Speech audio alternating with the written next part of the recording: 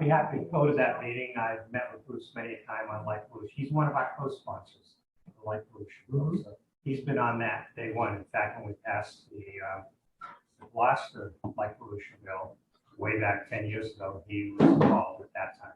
So he should be supportive. All right, so this may take a little bit of explaining, but Dark and Quiet Skies is the name of the initiative and meeting, and it's run under the UN auspices. It started off with the IAU, which is the International Astronomical Union, which the AAS, the American Astronomical Society, contributes heavily to,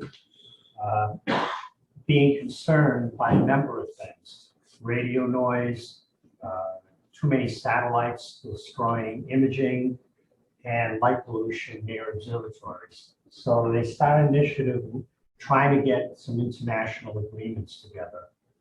And it turned out the IAU in Spain, I don't know which one is Spain here, NORILab, got together and got the UN approval to get this meeting going. The first meeting was actually 2.5 years ago. And they decided they would like to include biomedical issues. And because of my work at the AMA with the papers on light pollution and how it affects human health, they contacted me and asked me if I would be part of it. I said, sure. So the history of that actually goes way back. I've been involved with light pollution issues since the 90s.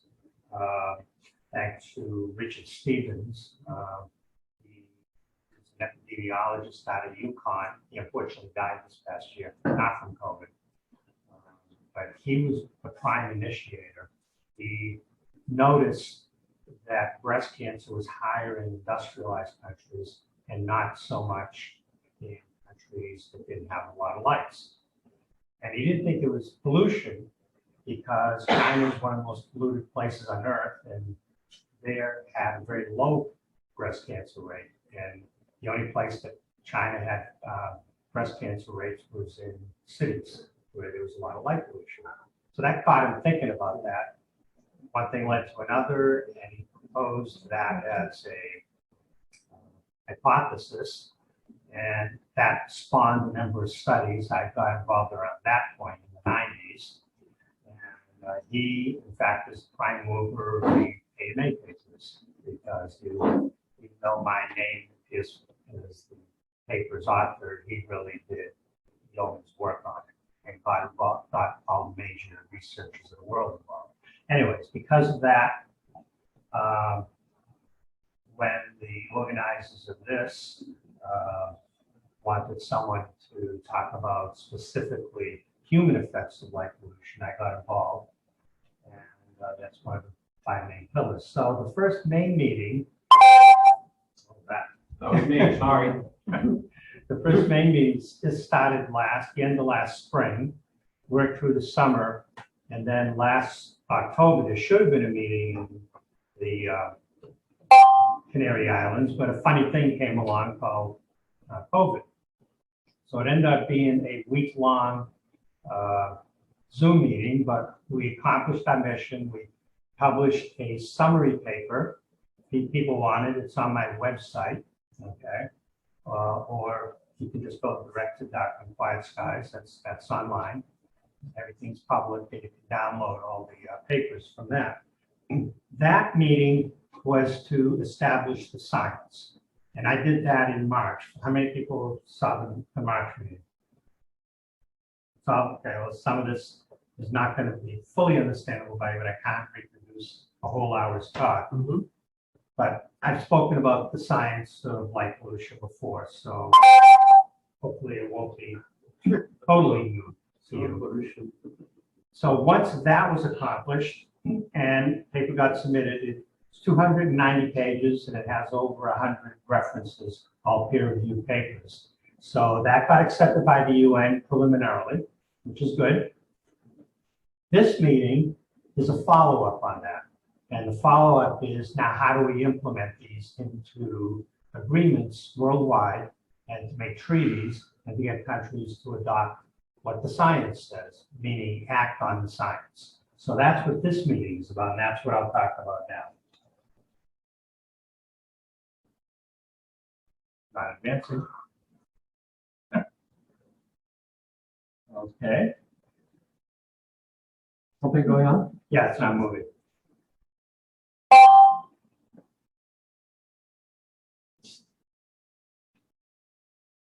No, the laser's working, it's just not advancing the slide. What's going on? I wonder. Let me double check. It worked before I handed it to you.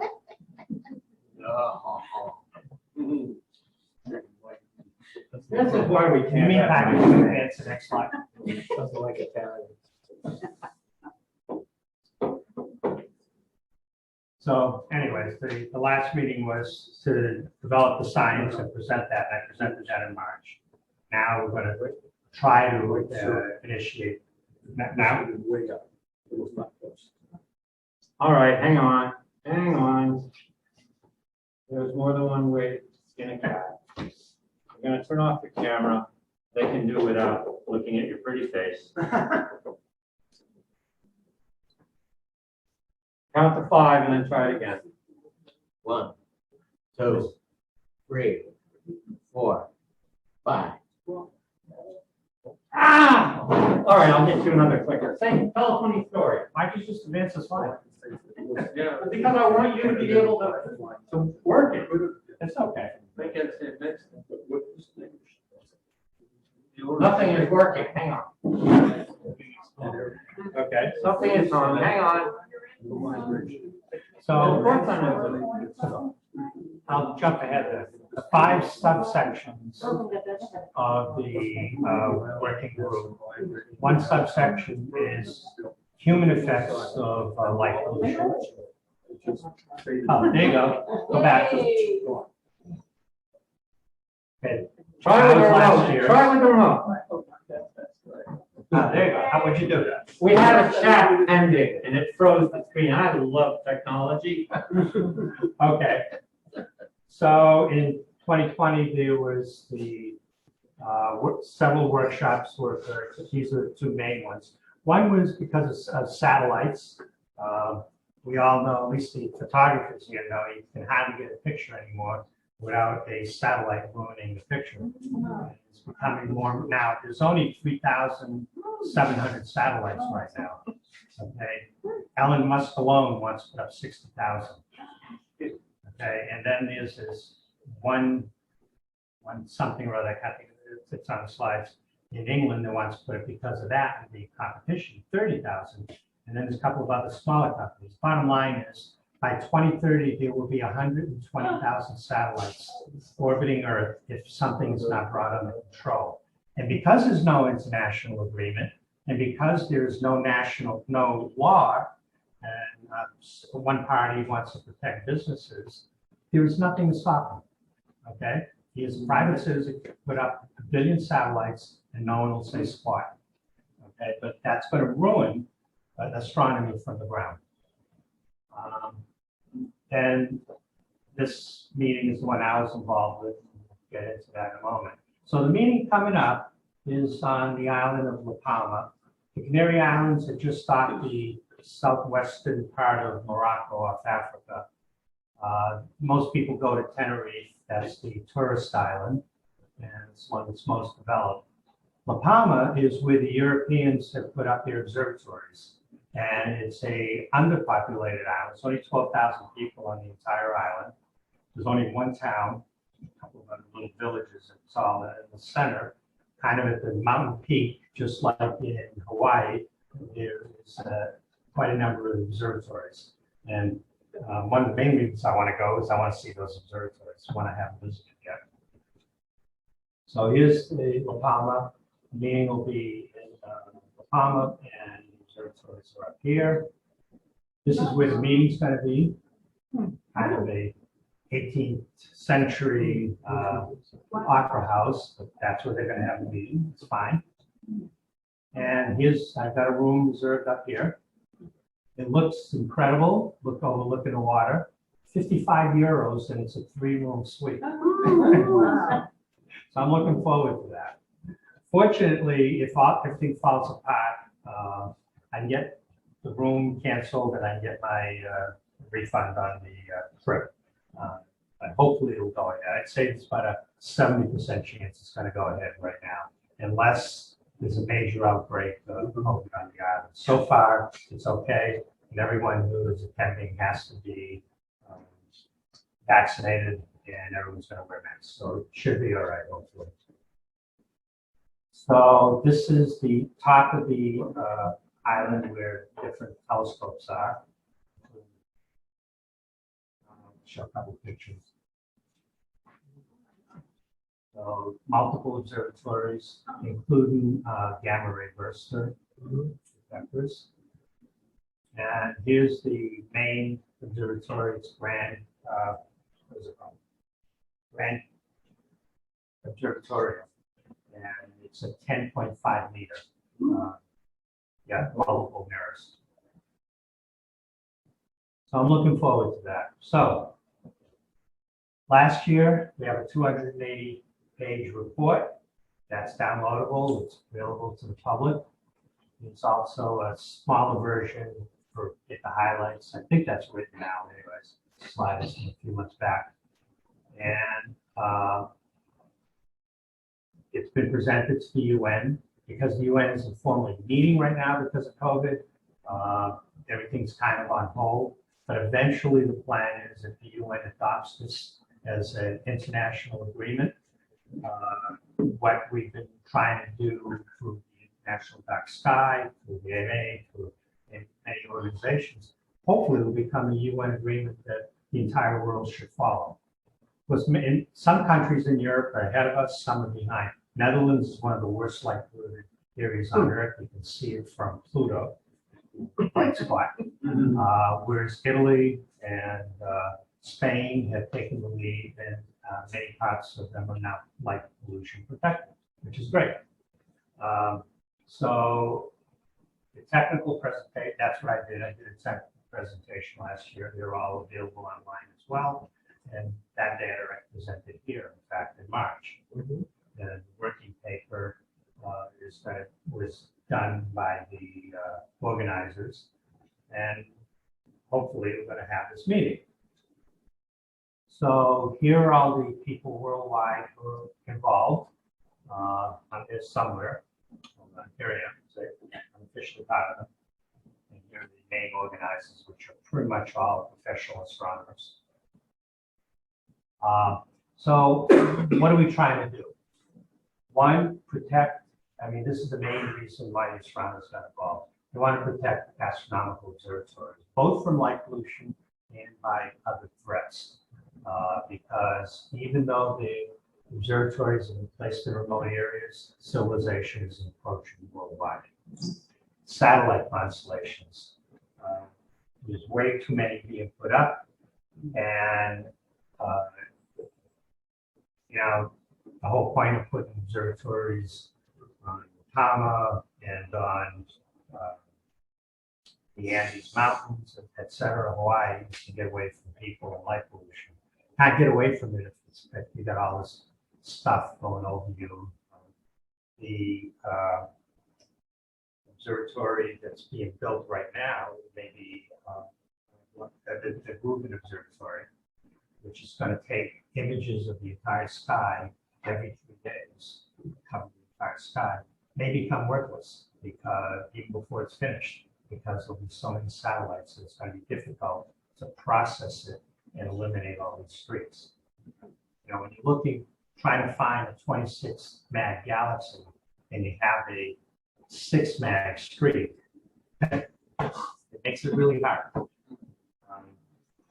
Radio astronomy is threatened because of all the radio noise from the satellites. Dark sky oasis, they're trying to designate areas of the world, like right here in Maine, okay, where people can go out and observe and preserve the dark sky, and finally push the bioenvironment, which is basically, even though light pollution affects people, it affects all animals. And that's becoming more and more apparent. In fact, the term entomologists are calling the last few years an insect apocalypse because so many insects are dying off. Compared to 1990, 30 years ago, there are 40% less insects on Earth right now. Wow. Think of that. In just 30 years, we've killed off more than a third of all the insects on Earth. Some of it's insecticides, yes. Some of it's pollution. A large part of it is light pollution. Surprisingly, maybe not surprisingly if you think about it. When I first moved to Gloucester, there were fireflies everywhere. I rarely ever see one now. Has anyone seen fireflies lately? You saw one here last month. One? Okay. The problem is if the male fireflies light up and there's so much light pollution, female fireflies don't notice them. You don't get baby fireflies, and that's a problem. Okay, but it's in all insects. And it affects more than just looking at fireflies, which are pretty. It affects our food supply because the pollinators are down. For example, nowadays it's a big business to bring bees to farms. You didn't have to do that 30, 40 years ago. There were insects there. There were natural pollinators. Now, you don't get food unless you bring bees to the farms because all the natural bees and other pollinators are dead. So it's affecting our food supply. This is a major problem. So we've also published the World Atlas of Artificial Sky Brightness. 80% of the world and 99% of the US and Europeans live under light polluted skies. Very few people know what the Milky Way is anymore. So 88% of Europe and nearly half the US experience light polluted nights. And it has an adverse impact on human health. That was my part of the program. Bad for the bioenvironment. Waste electricity. Makes it more difficult to see the stars. Main reason why we're here, right? Good lighting installations can increase public safety. Bad lighting installations make it worse. And the reason you don't see studies that actually show lights make you protected is because almost all the studies show it makes it worse. Okay, it increases crime. The best study was out of Chicago. This is great. They got this federal grant to light up every alleyway, thinking that would cut down crime. So they spent something like it was $300 million. They lit up all the alleyways, but they ran out of money 2/3 of the way through. So 1/3 of the alleyways never got to 2/3 lit up. So some of the University of Chicago said, this would be a good study. We'll study how much lights decrease crime. So they spent 2 years collecting all statistics. And lo and behold, what they found was wherever they put the lights, the crime rate went up by 30%. And wherever the lights weren't there, the crime rate actually went down. Okay. The lighting companies don't like to discuss that study. Okay, but that's been reproduced in just about every study. I've yet to see a study that shows increasing lights decreases crime. It doesn't work that way. So anyways, what's a dark sky oasis? This is what the UN is going to try to promote and get every country to do this in their own countries. It's basically just a dark sky place like we've done here in Maine and across the country in some of our parks. So it's a place where the sky is protected. Now, this is what we've got so far. Dark sky astronomy sites, it's going to be class 1, those who want the most protection. There's 15 right now listed. Dark sky community, just the rural village or town like what could be right here, 39 are listed. So this is how many there are worldwide right now. We want to increase that dramatically and all these different types.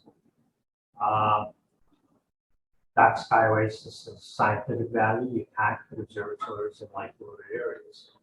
So here are the main first that have been listed. Biodiversity value. More light pollution there is, the less you're going to get. It affects many animals.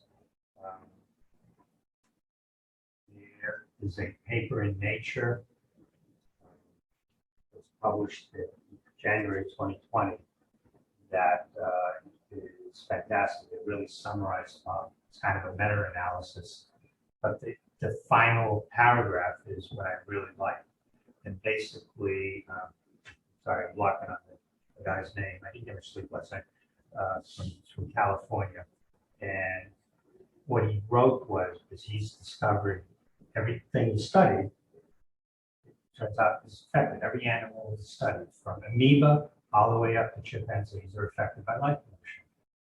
And what the final sentence was, if there's a species that is not known to be affected by light, it's simply because we haven't studied it yet. Okay, the implication is every creature on Earth is affected by light pollution at night. And there's a guy at Tufts right here in Massachusetts who wrote this great paper, and the title is, "Why is your windshield clean?" Okay. How many people remember driving around 30, 40 years ago and you'd always have bug splats on your windshield? You ever see that anymore? No. The reason is all the flying bugs are dead. So your windshield's clean. So that may be a good thing for you, but a bad thing for the bugs. So anyways, we want to protect the environment because all the species are interrelated. The bug may seem annoying. It's food for birds, it's food for animals, it's our pollinators, and it's flowers pollinators. So you don't get flowers, you don't get food, unless you got bugs that crawl over the flowers. You don't get seeds that way. So bugs are important. Human health and well-being, that's what the section I'm assigned to. And we know light pollution specifically increases certain cancers, mostly hormonally related cancers. I've given that talk here before, so I won't spend time on that. But when you suppress melatonin, you increase breast cancer and prostate cancer by about 15 to 20%. Cardiovascular diseases go up, diabetes rate go up, obesity goes up, and certainly insomnia goes up. Psychiatric issues go up.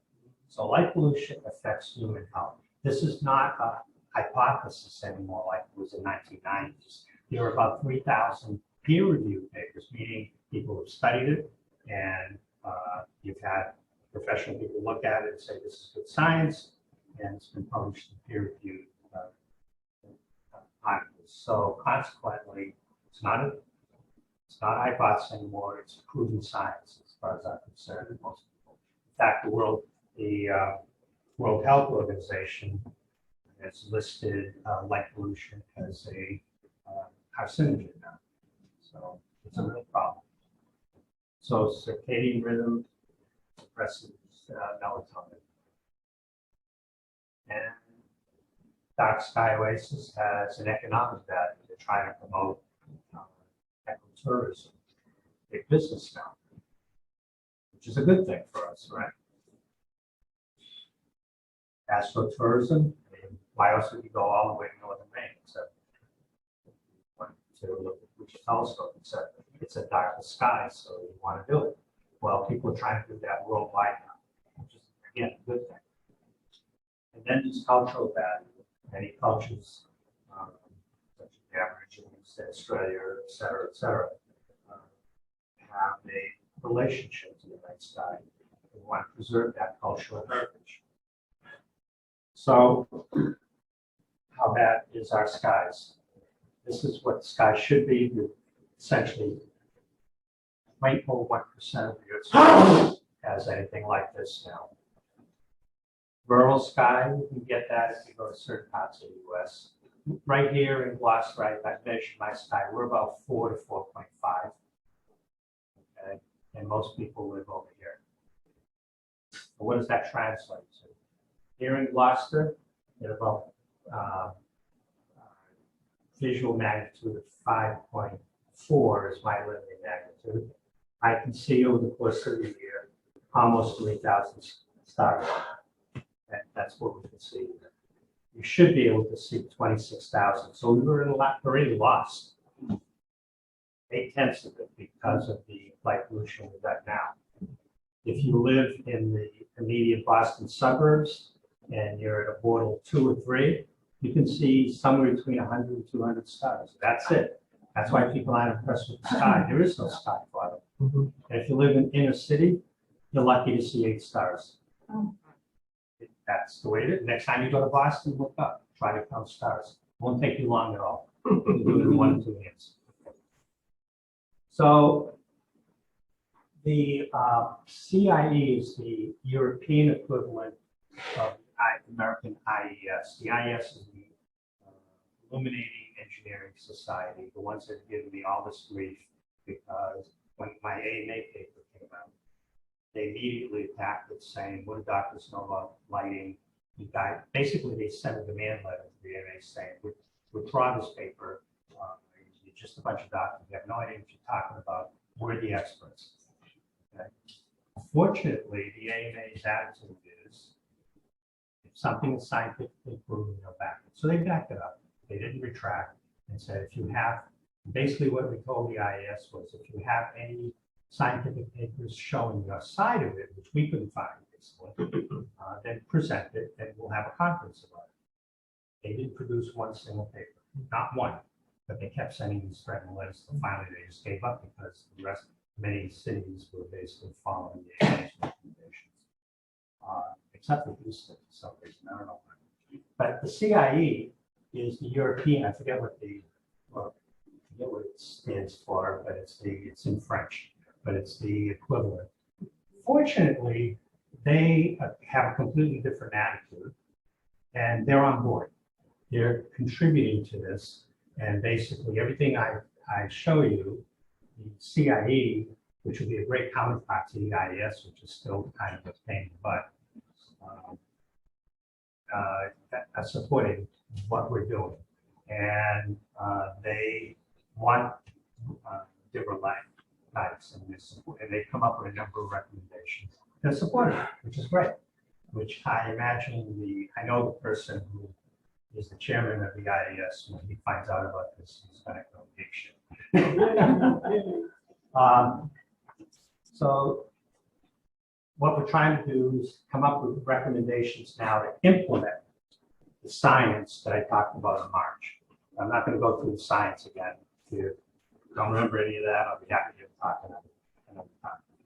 But environmentally friendly lighting to eliminate this type of glare and put light at the right place at the right time. We're not telling the world shut off all your lights. We're saying use it wisely, use it where you need it, shield it, and protect the sky. So, want environmentally friendly lighting, basically. Want to eliminate intrusive lighting, and these are all the things we're going to try to do. So, areas to be eliminated. So, we should define where it should be eliminated. For example, in Milan, in Italy, okay, these white areas are 4,000 K lights. Before they started doing more and more, and they're trying to stop that from, you can see it from space, basically, wherever the new LED lights are being put.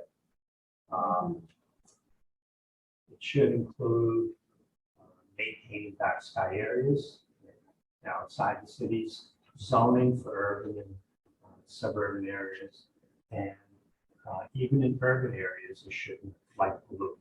You should have human-friendly lighting, but it should be intrusive and it shouldn't affect human health. So environment needs to be protected. Okay, you don't need every light every couple of inches on a bridge. It should be safety, but not so it involves the environment. There's a great study in Oregon where salmon for years were going up this river. And this isn't the bridge, this is another bridge. But someone thought it'd be great if they lit up the bridge underneath so we could see it from the city. So they did, they put 1,000 K lights. In a couple of years, someone noticed that the salmon were running anymore. The salmon catch went way down. And someone from the University of Oregon finally figured it out. The salmon, when they swam upstream, even though they can jump over rocks and waterfalls and stuff, if they have lights shining in the water, they won't pass that point. Something about the lights that just stops them and they won't go upstream and spawn. So the counts brought to the point with near extinction. They've gotten to shut off the lights. Within 5 years, the salmon comes back to normal. Still didn't shut off the lights. What they did is they just shut it off the spawning season for 1 month. We should just shut them off permanently. But it just shows to show the things you least expect. Okay, I wouldn't have thought salmon would be affected by lights. Unless you look at it, it affects them. Okay, it even affects plankton. Turns out plankton in their cities along the ocean, they come up at night. And in order to feed on microplants, and then go back down to the safety of the depths. When there's light pollution, they think it's day all the time, and they don't come up. And then the animals that feed on it don't have anything to eat. So basically wipes out the ecosystem for any ocean areas near cities for about a half mile out, which is pretty amazing. And if you think the continental shelf, beyond a half mile out, drops off. So that's a critical zone for plants and animals. So illumination levels for outdoor areas should be controlled and should be shielded. We've heard that before. Lighting control, that adaptive lighting is becoming a buzzword. And that is some cities and towns, instead of leaving the lights on 24/7, when there may be, 1 or 2 cars after midnight, set it up so the lights have a sensor, like a house light sensor, and go on for a few poles ahead of you, and then go off when the car passes. Saves electricity and cuts down on light pollution. It's actually a very good idea. They're recommending that for rural areas. Light distribution, we don't need this anywhere. We don't need that anywhere. It should be designed properly so it's shielded and so you use the light only where it's needed. Intrusive lighting. If you live in these apartments, okay, you are at high risk for breast cancer or prostate cancer. Plus you can't sleep. This should never be allowed. Okay, so why is all this light on the road? So you should design the lights, one, so they're not overlit. Should be a proper amount of lighting. You should have them shielded, and you shouldn't go inside the bedroom window. This is really kind of just common sense to think about it. Glare control for outside. Allow lighting for sports input, then they should be shut off when that's over. And that's the CIE, so basically it's one of the few exceptions where they'll allow 4,000 K. I can look at that as long as they shut down after the event is over. So spectral content of the emitted light. I think I've shown this kind of slide here many times before. The problem with LED lights is what they use is a blue LED. There's no such thing as a white LED, not been invented. What they do is they take a blue LED, they put a phosphor in it, like a fluorescent light. The phosphor absorbs the blue light, which is high energy, and it re-radiates it at different energies depending on what's in the phosphorus. And that's how you get the hump over here. The problem with these blue LEDs is a lot of blue leaks through. Depending on how it's manufactured, that could be up to 30–40% of the emitted light. That much blue is a problem because we have a receptor in our eye called the IPG receptor. It has nothing to do with vision, but it's right here. That's all it looks at is for that light. It's designed through evolution, and all mammals have it, in fact, so that when the sun rises and the sky turns blue, it wakes you up. Okay? That's pretty good survival technique. The problem is in modern world, if you have this blue light 24/7, you never get to sleep at night. Okay, so we need to eliminate that. There are the more modern LEDs, 2,200, 3,000 K. The blue hump is minimized. Okay, we got more of the longer light, which is great. And then in some places, like Sherbrooke, Canada, Quebec, they use an amber LED, and there's zero blue. It can't go. You can't get a higher energy from a lower energy source. You know, and distribute it lower. So they use amber LED, which starts here and then has the hump. There's no blue at all. That's the perfect solution. So what the committees have come up with is, if they're going to use white luminaires, which is the LED like that here in Gloucester, it should be between 2,200 and 3,000 K, never above that, and pushing for the lowest possible. The only reason my AMA paper in 2016 said 3,000 K or lower, had that or lower, because that was the only lights that were available. Those were the best lights at the time. And we included or lower figures that there would be advances in the future. Of course, the IAS took that as a floor rather than as a ceiling, as it was intended. So they keep telling me, you must have 3,000 K. No, you know, the lights they replaced in high pressure sodium are 1,800. We lived with 1,800 K for 40 years. In fact, I went to California and I was at a debate with the head of the IES, a guy named Mr. Liddell. And at the end, when I was saying we should only use 3,000 K, in front of, I'm not making this up, in front of the crowd said, well, we feel 3,000 K is going to lead to more accidents. And is the AMA, this is where you point this finger, is the AMA going to take responsibility for all the needless deaths from car accidents? So I looked at him and says, is the IES going to take responsibility for all the needless deaths that occurred from 1,800 K then that you've been pushing for the last 40 years? Actually got applause for that. I mean, it was such a ludicrous thing, really. But anyway, so white light should not be used in the streets. Try to eliminate all these kind of garish signs. Want to put limits on that. And we want to have good sky monitoring so that we can track. I mean, I keep track in my observatory. I have a sky meter. And then more research, of course. So that's basically what we're trying to do with the push those things.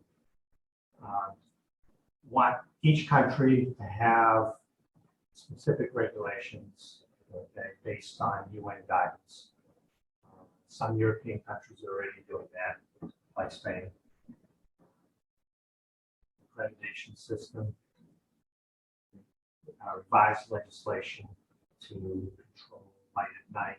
You know, this will basically minimize negative outdoor lighting and limit harm on humans and biological systems. Okay. So this is the Committee on the Peaceful Uses of Outer Space. That's the overriding committee that's doing all this. So we're going to try to push amber. Get companies start making amber right now. The only company in the world that makes it is in Canada. It's a very small company. And that would eliminate the blue, or at least push 2,200, because then you've got very little blue. That would save the environment and do a lot for. There's no reason. I've got 19 papers that demonstrate all the same thing. People who live in light polluted areas have a higher rate of breast cancer and prostate cancer. And they all come within 13 and 17%. It's amazing how each paper confirms that. And they're from the US, from Germany, one's from the Philippines. There's only one negative paper. Guess where it's from? Canada. And you know what? We finally figured it out. They did the same study, and they said it didn't seem to be effect. Well, it turns out in Quebec City and Toronto and all those cities, in summertime, it stays light all night because of the sun. So what do people do? They buy light blocking shades. So in Canada, everyone uses light blocking shades. So it doesn't matter how much light pollution is outside. That's why they had a negative result. That actually helps prove our point, right? So I like that declaration. So anyway, that's how an LED is made.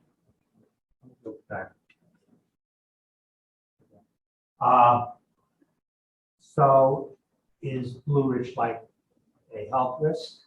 Yes, it is. This is a 3000 K light. And just some of my slides I put in a summary thing. But the second thing is glare, because the older you get, the lens of the eye starts microcalcifications because it doesn't have to, and the blood supply grows like an onion.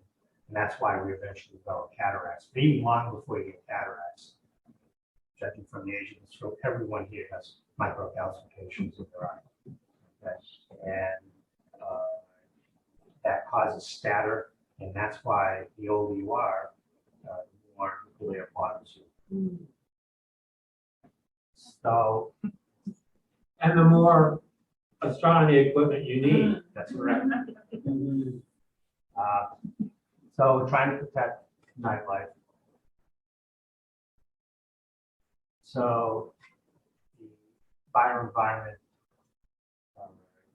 workshop is for the environment primarily because it affects everything: insects, mammals, some reptiles, not as many, surprisingly, but some, especially the ones that go out at night, and even amoeba and plankton. I was surprised, and the fish are affected by light pollution.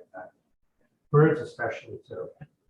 So here is the working group. Here's our charge in the bioenvironment.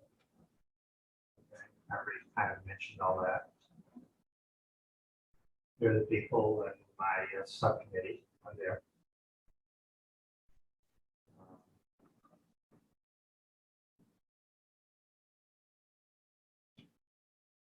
Skip over.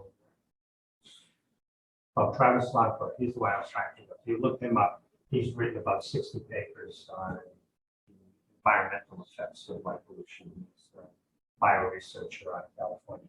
So we got and protection of ground-based optical observatories. That's another section.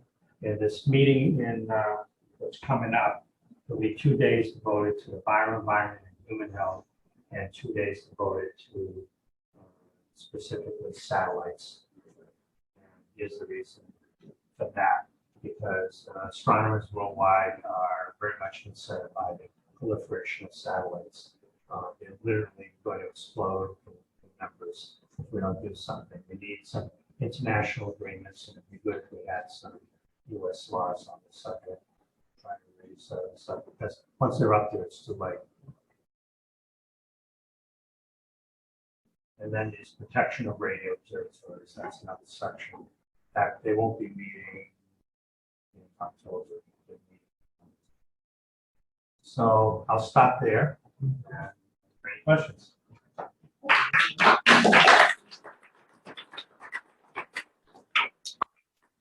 Is there any hope of any enforcement capability, sanctions, anything like that in the works? Well, the UN doesn't have enforcement capabilities. You can imagine Republican senators saying, we're going to listen to the UN, tell us how to put up our lights. Right? That's not going to happen. What they can do is have international agreements and treaties and encourage each individual country to establish their own laws to be in sync with that. Now, many European countries have already done that. The Czech Republic has a nationwide shielding law and light pollution law. So they were the first country to do it. You cannot put up a light in the Czech Republic if it shines in the neighbor's yard or if it shines onto a street. It has to be shielded and it has to be below 3000 K. and people tell, I haven't been to the Czech Republic, people tell me it's working great there. Italy, about half the states have adopted laws and trying to get them in the rest of the states. Spain is doing it. Even Netherlands, which has horrible light pollution, probably because Philips is based there, and they basically give lights away free. The public is finally waking up to this because the streets are horrid. I've been to the Netherlands, I've driven there at night, and basically have to drive with sunglasses on. They have high intensity lights every 100 feet on your highways. You cannot see down the road. It's unbelievable. So now that the CIA is involved, they may be trying to tone that down quite a bit. So it won't be mandates. Can't do that through the UN. You can do international agreements, and you can make suggestions for government laws. I've been to other talks, but this is really amazing that it's so, like, I drive from the Rotary to Lanesville a lot at night, and I can hardly see when somebody comes at me with the bright lights. Yeah. Some of them they can't lower, those blue lights or something. Yeah. Why are they okaying those in cars? Well, I almost had an accident. You There is either hit a, a tree or you hit that. yeah, You know, you there's a don't know what to do, representative. so I flash a lot. I go like this, I know. like, put your lights down. There's a problem. Some of them are not up, they're actually the lights that they I have. understand the problem. Okay. The problem is there's a representative in California, DeFazio, who's in charge of one of the committees, and he's interested in this because he can't see the night when he drives as well. Problem is, streetlights are under the Department of Energy, and they've got laws to control that. Headlights, believe it or not, are under a completely different department under roads, but it's controlled by the auto industry itself. They basically said, you guys are the experts, you can do what you want. So the auto industry controls their own lighting laws, and right now there's no way to control it. So that's why they're out of control.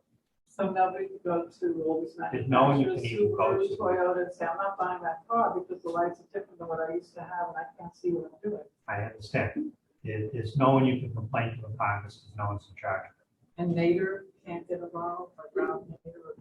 I don't think he's getting really involved in stuff. Yeah, well, maybe it's offshoots or whoever. I've spoken to the Fazio, we'll see what happens, but he basically says he's powerless to, unless someone passes a law that puts it back under control. But there is a certain section of the US senators who basically want the big business to run themselves. That's all I'm gonna say about it. We'll get it started. What about NOAA, like people who are studying the ocean, and you talked about the lights affecting. Yeah, they're involved. They're involved. in the They're US. not powerful enough. No, but they're helpful. So back to the United States and back to the states. How has progress gone within states such as our own fine Commonwealth? I mean, state laws? Yeah. Funny, because Kelly Beatty and I started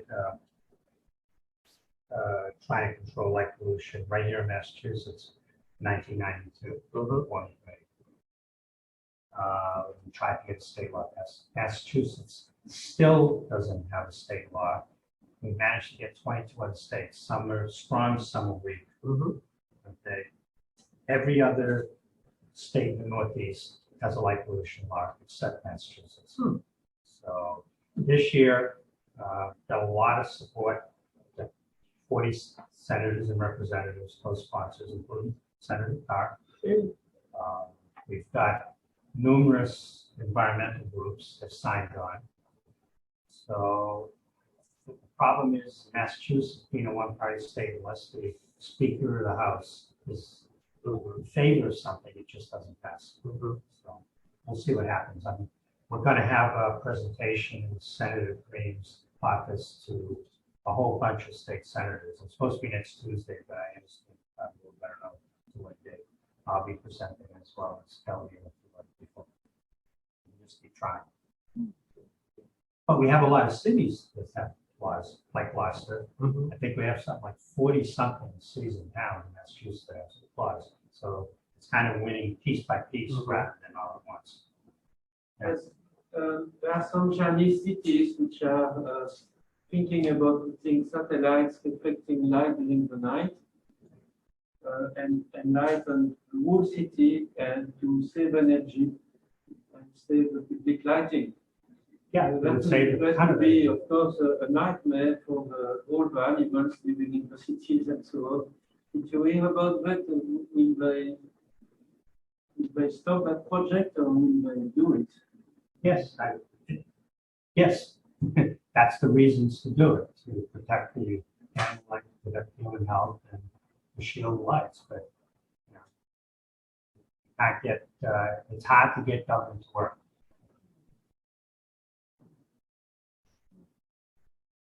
So somebody came up to my house and I built another floor, third floor. And right outside was a pole with a round box or something. And she had some kind of something on it, you know, to measure the electrical stuff that I was getting. It was really bad. That I should call. There's quality in the sky. You know, light meter.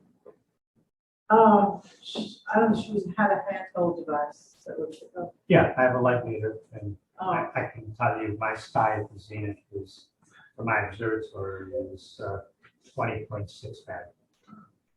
I keep it careful tabs, and it's slowly deteriorating from 10 years ago. All right, Mario, thank you. All right.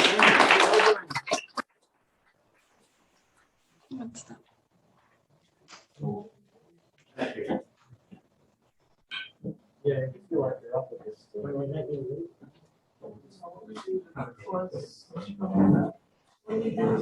I will keep my telescope going about 20 minutes or so.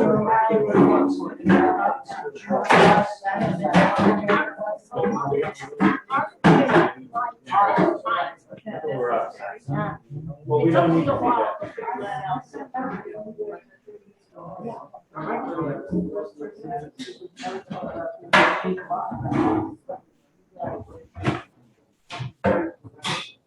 Oh, yeah, yeah, actually. It is, always have one. First thing I put out, that's why we need.